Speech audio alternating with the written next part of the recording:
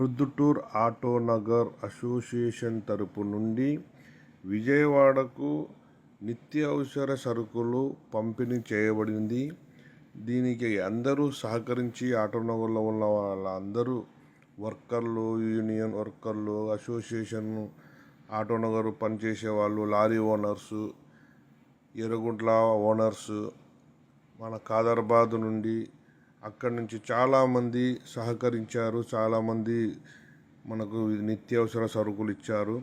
వాళ్ళందరికీ ఆటో నగర్ తరపు నుండి ధన్యవాదాలు తెలుపుతూ మేము ఈరోజు బేస్తవ శుక్రవారం పొద్దున అక్కడికి వెళ్ళి మేమే స్వయంగా పంచడం జరిగింది.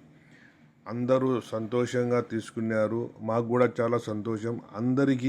మీ అందరికీ ఇచ్చిన దాతలందరికీ ధన్యవాదాలు తెలుపుతున్నాము.